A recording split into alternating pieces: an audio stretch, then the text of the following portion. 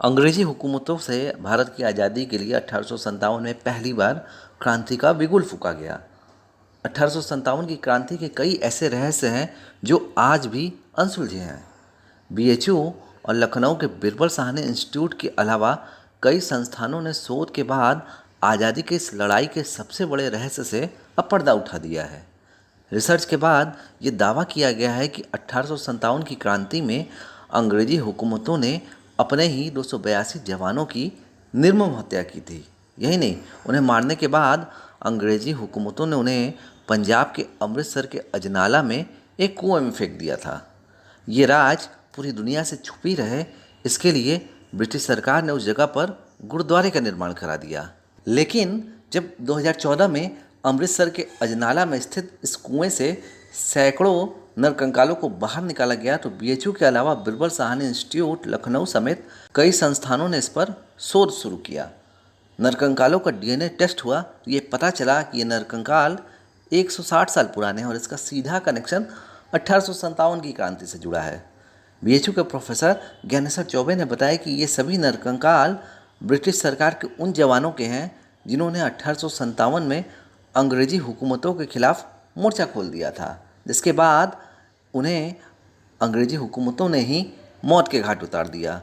BHU के इस शोध को फ्रंटियर्स इन जेनेटिक्स पत्रिका में जगह भी मिली है। जी, असल में 1857 का जो स्वतंत्रता संग्राम था उसमें अंग्रेज़ों ने 282 भारतीय सैनिकों को मार डाला था और उसके बाद उनकी लाश को कुएं में डाल करके उसको कवर कर दिया था और उसके ऊपर गुरुद्वारा बनवा दिया था, जिससे कि ये पूरी कहानी जो है इन लोगों की मरने की कोई कभी किसी को पता ही न चल पाए।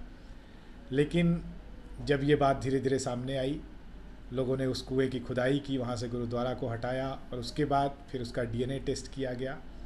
तब जाकर के ये समझ में आया कि ये लोग जो थे ये लोग सिपाही थे जो अंग्रेज़ सेना में थे। 1857 का जब रिवोल्ट हुआ तो मियाँ मीर में ये लोग तैनात थे जो कि लाहौर में है।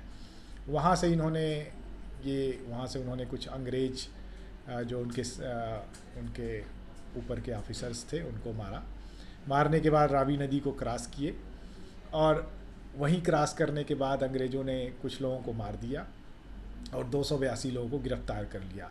अगले दिन उन्हीं लोगों को फिर 10-10 के ग्रुप बना करके एक्सिक्यूट किया गया और फिर कुएं में डाल करके इस पूरे मामले को ख़त्म कर दिया गया।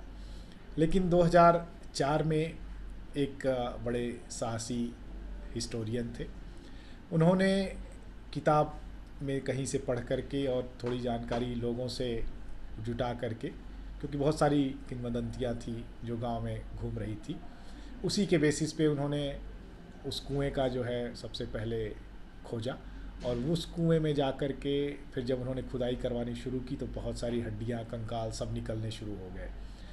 फिर 2018 में जा कर के वहाँ से सैंपल निकल कर के सीसीएमबी हैदराबाद में आया। वहाँ उसका डीएनए एनालिसिस और कार्बन आइसोटोप एनालिसिस हुआ।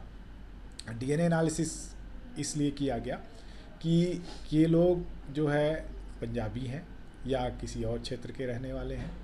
दूसरी चीज़, बहुत सारे लोग बोल रहे थे कि ये 1947 में भारत पाक के बीच जब विभाजन हुआ तब उस समय मारे गए लोग थे। तो ये सारी चीज़ों को करने के लिए डीएनए का एनालिसिस हुआ, जिसमें ये निकला कि ये लोग गंगा घाटी के रहने वाले हैं। दूसरी एनालिसिस जो कि आइसोटोप एनालिसिस थी, वो आदमी जो खाना खाता है उसके बेसिस पे होती है, वो ये बताता है कि वो किस क्षेत्र का है। उसने भी इस स्टडी को कंफर्म किया कि ये गंगा घाटी के ही लोग थे।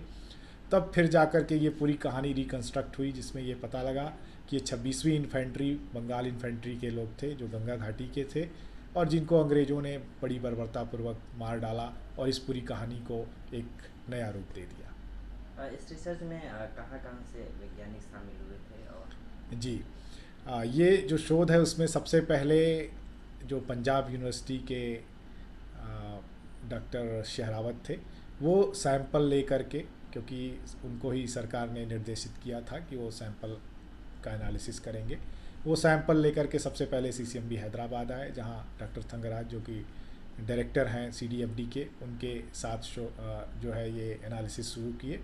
उसके अलावा बिरबल साहनी इंस्टीट्यूट जो लखनऊ में है, वहाँ के डॉक्टर नीरज राज थे, और BHU के हम लोग थे। तो इस तरीके से एक बड़ी टीम बनी जिसने इसको सॉल्व किया।